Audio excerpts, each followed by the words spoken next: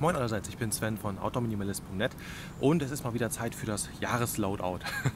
Ich habe das letztes Jahr schon gemacht und da habe ich euch in mehreren Teilen wirklich komplett alles einmal gezeigt, was ich so habe. Das werde ich dieses Jahr so aber nicht machen, denn ja, beim letzten Mal habe ich wirklich komplett den ganzen Bestand gezeigt, inklusive aller Sachen, die sich gerade auch noch in der Testphase befanden, wo noch gar nicht sicher war, ob ich sie wirklich langfristig behalte oder eben nicht.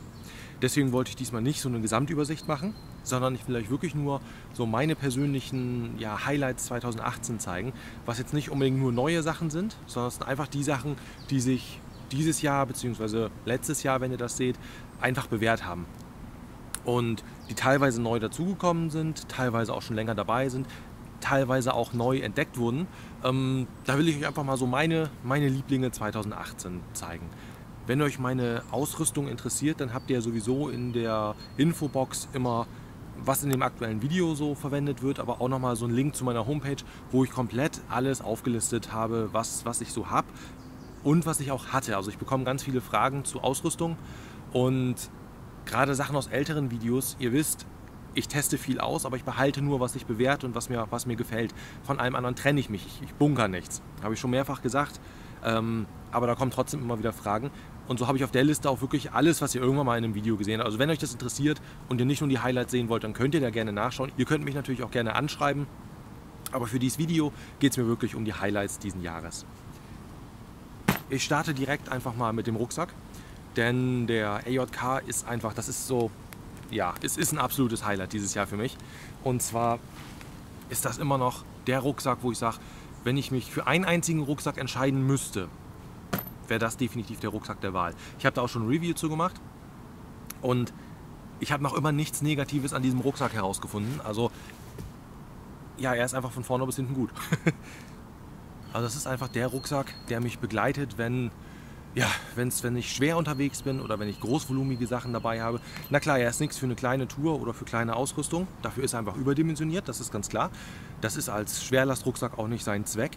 Aber für seinen Zweck wirklich allererste Sahne. Und gerade mit den ganzen Naturmaterialien, die einfach sehr viel Platz brauchen, die sehr, sehr schwer sind, ist er einfach ein Traum. Aber wie gesagt, ich will gar nicht zu ausführlich zu den einzelnen Sachen werden. Teilweise habe ich schon ein Review gemacht, teilweise mache ich noch eins.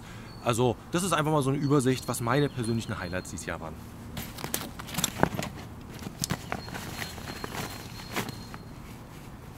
Ein weiteres Highlight, was noch relativ frisch dabei ist, aber von dem ich definitiv schon sagen kann, das ist ein Highlight, das ist meine Flammschutzmatte. Und zwar habe ich die jetzt noch gar nicht so lange, sind ich glaube 3-4 Monate irgendwas in dem Dreh. Und nutze das wirklich mittlerweile mit jedem einzelnen Kocher, um eben den Untergrund zu schützen. Das wiegt für mich, also das wiegt wirklich gar nichts.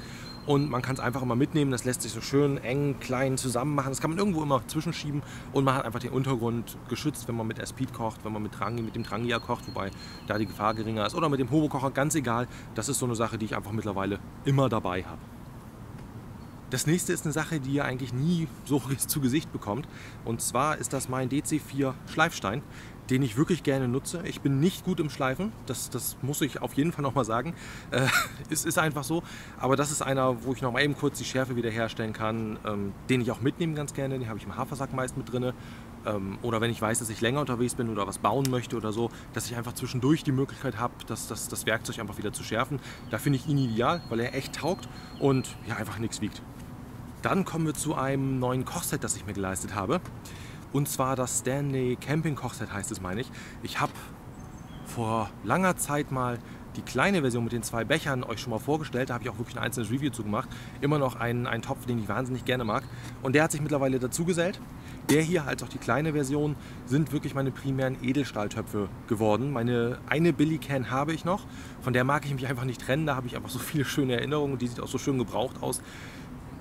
Aber die habe ich tatsächlich eher aus nostalgischen Gründen. Ich verwende sie nur noch ganz, ganz selten. Und ich habe mich zuletzt jetzt von meiner großen Billy-Can getrennt, weil sich hier drinnen für mich einfach besser kochen lässt. Dann habe ich hier ganz klar meinen Trangia drin. Das ist einfach, der gehört für mich einfach dazu. Und der Trangia hat sich auch dieses Jahr wieder so bewährt. Ich habe mir tatsächlich zwischendurch einmal den Toaks bestellt, diesen Mini-Spiritus-Kocher, der gar nichts wiegt. Ich habe ihn nicht ausprobiert, weil ich ihn zurückschicken wollte, weil er mir einfach irgendwie zu flimsig war. ich mag einfach den Trangia. Der ist groß, klobig und so weiter und so fort. Aber ich finde ihn immer noch schöner und besser als den Toaks, ohne ihn verwendet zu haben. Wie gesagt, ich habe keinen Direktvergleich, was die Verwendung angeht, aber dafür war der Toaks zu teuer, um den jetzt zu verwenden, zu testen und dann am Endeffekt doch zu sagen, ich mag den Trangia lieber. Deswegen habe ich gesagt, nee, der gefiel mir einfach nicht und der gefällt mir sehr. Was total überflüssig für mich ist, habe ich immer drunter, das ist die Vorglühkralle. Die habe ich mir auch mal gekauft, die habe ich noch nie in dieser Funktion verwendet. Die habe ich meistens nur dann drunter, um den etwas zu erhöhen, wenn ich da zum Beispiel in meinem Hobokocher drin koche. Ein weiterer Punkt, der dieses Jahr im Prinzip wieder hinzugekommen ist, das ist der S-Speed-Kocher. Gar nicht mehr jetzt um das Gehäuse, da bin ich noch nicht so 100% zufrieden. Es geht mir wirklich mehr um S-Speed an sich, weil der sich als super praktisch erwiesen hat, was mal eben kurz einen Tee machen, mal eben kurz einen Kaffee machen, sogar eine Kleinigkeit richtig kochen. Da ist der wirklich richtig super und den habe ich wirklich dieses Jahr neu entdeckt für mich. Ich habe den früher schon gehabt, aber ungern genutzt und war einfach nicht so, dass ich gesagt hätte, der wäre für mich gut. Den habe ich dieses Jahr wirklich neu für mich entdeckt.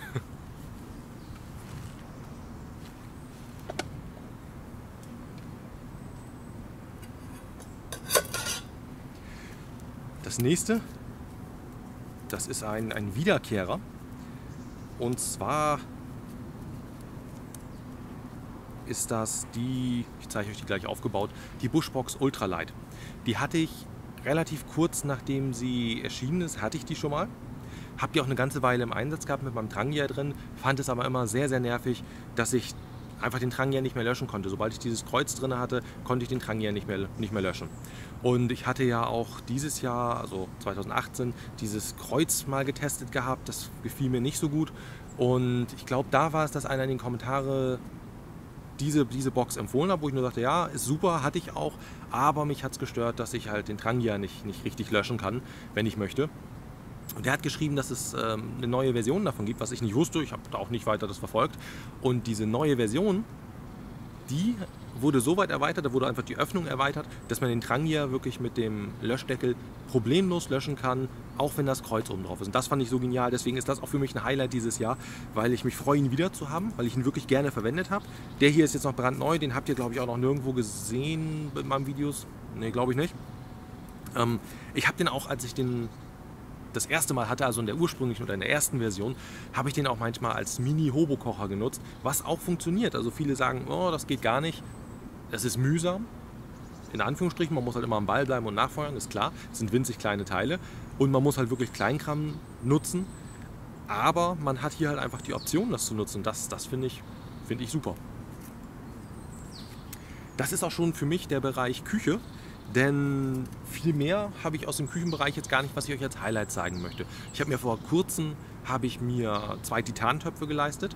Und zwar deswegen, weil ich mit meiner Natural-Ausrüstung ja wirklich sehr, sehr schwer bin. Ich bin da oft im 25 bis 30 Kilo Bereich mit Verpflegung, Wasser und so weiter. Und da gucke ich so ein bisschen an den Stellschrauben, wo kann ich Gewicht einsparen. Und da waren die Töpfe halt eine Sache, wo ich dachte, okay, da kann ich wirklich deutlich was sparen. Ich denke, dass ich da zweigleisig weiterfahren werde. Ich mag die Stabilität von Edelstahl, aber ich bin bei den Titantöpfen noch am Austesten, wie mir die gefallen. Und deswegen habe ich die auch zum Beispiel nicht gezeigt, weil ich euch da noch gar nicht sagen kann, oh, das ist mein Highlight. Ich finde es toll, dass die super, super leicht sind, aber ich habe sie einfach noch kaum in Verwendung gehabt. Deswegen, ich zeige euch hier wirklich nur die Sachen, die sich dieses Jahr bewährt haben. Beim nächsten Stück, da habe ich wirklich lange überlegt.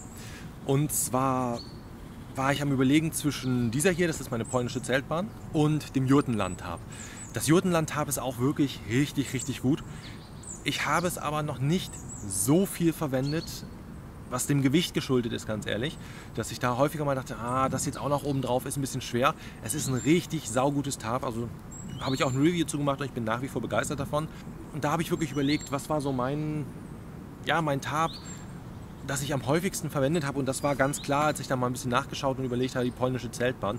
Das ist einfach in ganz, ganz vielen Fällen, wenn ich mal eben rausgehe, nur um zu kochen zum Beispiel, oder wenn ich einen Bodenlagen habe und mit dem Biwaksack auf dem Boden liege, dann ist die polnische Zeltbahn ja immer das Tab gewesen, was ich verwendet habe. Für Hängematten, klar, funktioniert es nicht, ganz klare Sache. Dafür ist es zu klein, da brauche ich dann wieder ein großes Tab, da wäre dann auch das Jurtenland-Tab, genau das richtige Tab, was von der Abmessung her genau richtig ist. Aber wenn ich schaue, was ich wirklich dieses Jahr am häufigsten verwendet habe und immer was so eine Sache war, wo ich einfach nachgegriffen habe, ohne drüber nachzudenken, ob das passt, das war wirklich die polnische Zeltbahn. Also kann ich jedem echt nur empfehlen. Ich bin mir jetzt nicht sicher, ob es bei der polnischen Zeltbahn oder beim Plaż Palatka waren. Da gibt es mehrere Größen. Ich habe auf jeden Fall die Größe 3, was die größte Größe ist. Oder die Größe 1, wenn 1 die größte Größe ist. Also ich habe die größte Größe. Also das nächste ist ein Highlight, was ich auch wahnsinnig schätze.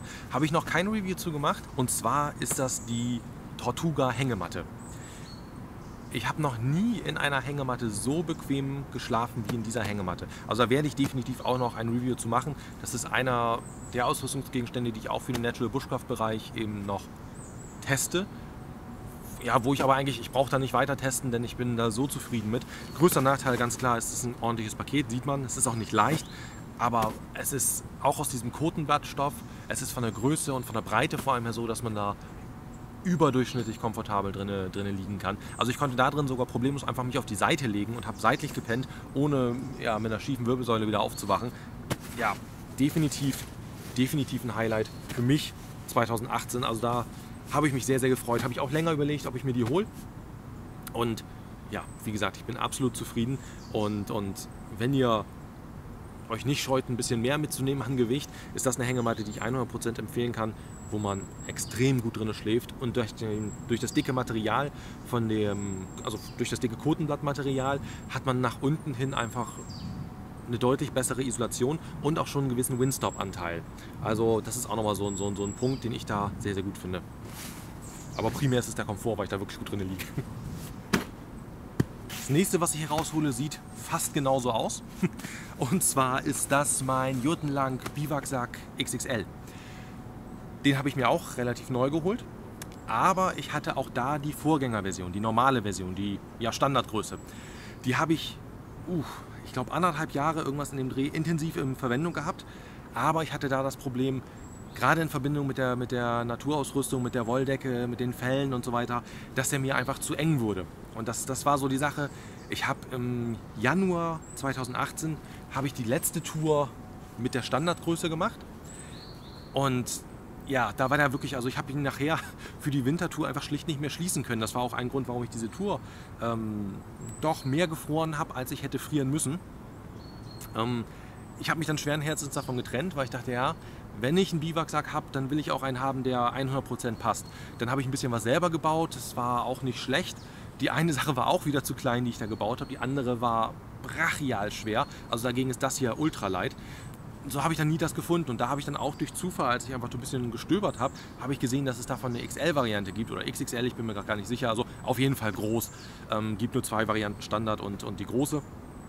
Und als ich die gesehen habe, habe ich gedacht, okay, das musst du haben, weil da war ich schon davor von den Eigenschaften her so zufrieden mit, weil ich einfach kein Kondens von innen habe, was ich sehr unangenehm finde, zum Beispiel ich hatte den Carinthia Biwaksack, den hatte ich vor dem Jurtenland Biwaksack irgendwie 2 oder 3 Jahre irgendwas in dem Dreh. Der ist auch super, also er ist auch schön robust und passt alles, aber was mich immer gestört hat, war, dass ich von innen halt einfach diesen kräftigen Kondens habe. Und das habe ich bei dem nicht, weil der aus der Oberseite einfach Baumwolle hat. Unten hat der Kunststoff, was ich sinnvoll finde, nach unten hin, damit sich da nichts durchdrückt. Und das ist wirklich ein Highlight, weil ich mich da riesig gefreut habe, dass es den in der XL-Variante gibt und ich den einfach wieder nutzen kann, weil ich einfach bis auf die Größe nichts daran auszusetzen hatte.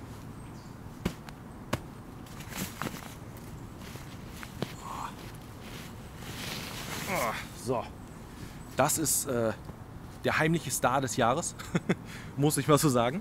Und zwar ist das mein Peetz Ansitzsack, den ich seit Mai, Juni, irgendwas in dem Dreh, habe ich den. Und seitdem habe ich den bei jeder einzelnen Tour mitgehabt. Wirklich bei jeder einzelnen Tour, immer wenn ich draußen war, das war immer ein Ausrüstungsgegenstand, den ich immer mitgenommen habe. Das ist mein primärer draußen Schlafsack. Ich missbrauche den so ein bisschen als Schlafsack. Es ist ein Ansitzsack. Und ich nutze ihn halt einfach als 4. Schicht und kombiniere das vielleicht noch mit einer Wolldecke, wenn es kühler wird. Und der war wirklich bei jeder Tour war das einfach genau der Richtige. Also da bin ich richtig extrem begeistert von. Also ich habe den euch auch schon, also wenn ihr meine Tourvideos schaut, dann habt ihr gesehen, dass ich jedes Mal wieder an irgendeiner Stelle sage, ja, und der Peetz Ansitzsack und ja, der Peetz Ansitzsack und so weiter und so fort. definitiv mit dem Rucksack zusammen, also der Rucksack und dieser Ansitzsack, das sind so meine beiden absoluten Highlights. Wenn ich dann ein Ranking haben müsste, dann würden die beiden sich den ersten Platz teilen. Also ich könnte nicht, da ist es so schwer, weil ich auch mit dem Rucksack so 100% zufrieden bin. Da könnte ich nicht sagen, das ist noch ein bisschen, ne? Das ist so dicht beieinander, dass die wirklich einen geteilten ersten Platz haben. Also ja, auch da kommt noch ein Review zu. Das wird ein begeistertes Vorstellen. Und dann auch schon mit Sommer-, Herbst- und Wintererfahrung, dass ich das wirklich auch noch schon mal in Gänze zeigen kann. Das letzte, nein, gar nicht wahr, nicht das letzte, aber eins der letzten Punkte ist die gute Schweizer Wolldecke. Und zwar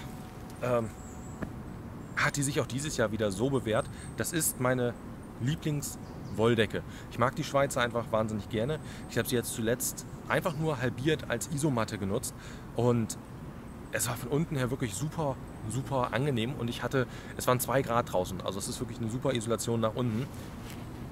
Ich muss sagen, dass ich die Wolldecke mittlerweile lieber mag als die Felle, was die Bodenisolation angeht, obwohl die Felle natürlich deutlich wärmer sind.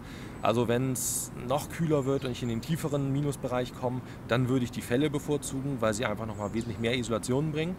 Aber alles bis zum Gefrierpunkt, da reicht mir die Wolldecke einfach, in der Hängematte als auch auf dem Boden. Und deswegen ist das so ein Highlight für mich, weil ich die auch bei fast jeder Tour mit dabei hatte, sei es einfach eben als Isolation nach unten, aber manchmal auch einfach so als Decke, einfach nochmal um es mit drüber zu legen, weil ich es angenehm finde, weil ich einfach das Material sehr mag. Eine Kleinigkeit fehlt noch und zwar, habe ich das hier mit drin? Ja. Und zwar das meistgenutzte Messer dieses Jahr. Ich hätte euch auch wahnsinnig gerne ein Highlight feststehendes Messer dieses Jahr gezeigt, aber da bin ich immer noch am Testen. Also ihr habt mich im Laufe des Jahres mit diversen Messern gesehen. Manche habe ich mir ausgeliehen, um damit mal ein bisschen rumzuspielen. Manche habe ich gekauft, aber auch wieder verkauft, weil ich da irgendwie noch nicht das Messer gefunden habe, wo ich sage, das ist das. Ich habe momentan das Puma White Hunter in Verwendung. Das kam stumpf wie ein Löffel an, also muss ich ganz ehrlich sagen.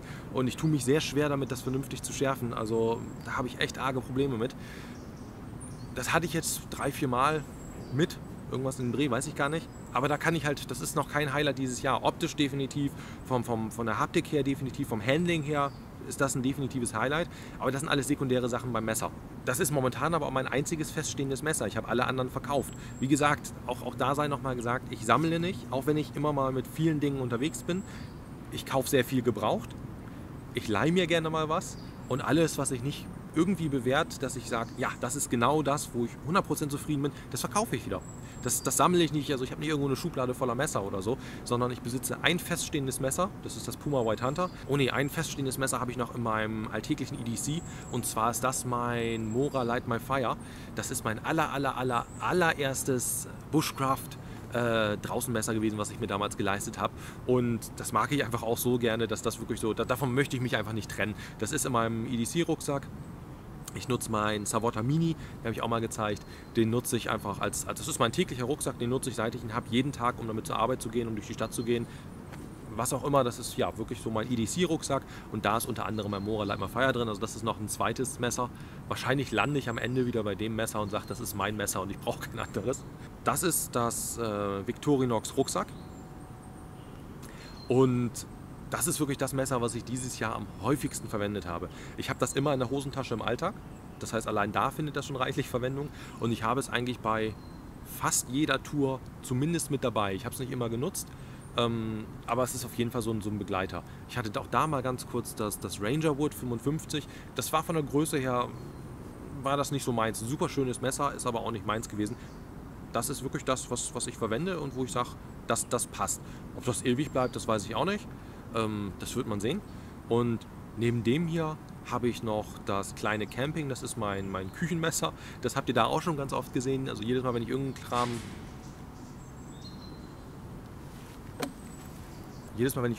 Kram klein schneide, dann habe ich das kleine Camping. Dadurch, dass es keine arretierende Klinge hat, ist es aber nichts für mich, damit wirklich irgendwas zu schnitzen oder so. Da mag ich lieber eine Klinge, die auch wirklich arretiert. So, das war es auch schon. Das war so meine Highlight-Ausrüstung für 2018. Und ja, ist schon wieder lang genug geworden, aber ich wollte halt nicht so lang werden. Und ich dachte, das ist interessanter für euch, was ich so wirklich bewährt habe, als wenn ich jetzt einfach so alles zeige, was ich irgendwie gerade in Verwendung habe und auch Sachen zeige, wo ich noch gar nicht reell was zu sagen kann oder noch gar nicht sagen kann, ob das tolle Ausrüstung ist für mich oder eben nicht. In diesem Sinne, wenn ihr irgendwelche Fragen habt, dann wie immer ab in die Kommentare, schreibt mich über meine Homepage oder schreibt mich über Instagram gerne an, gar kein Problem. Instagram braucht immer ein bisschen länger, bis ich antworte. Über die Kommentare und über meine Homepage bin ich sehr, sehr schnell. Alle Links sind wie immer in der Infobox, kennt ihr von mir, kennt ihr von allen anderen Kanälen. Ich freue mich, wenn ihr mir einen Daumen nach oben da lasst. Schaut auch gerne mal bei meinen anderen Videos rein und wenn euch gefällt, was ihr seht, dann freue ich mich, wenn ihr mir auch ein Abo da lasst. Und ja, bis zum nächsten Mal.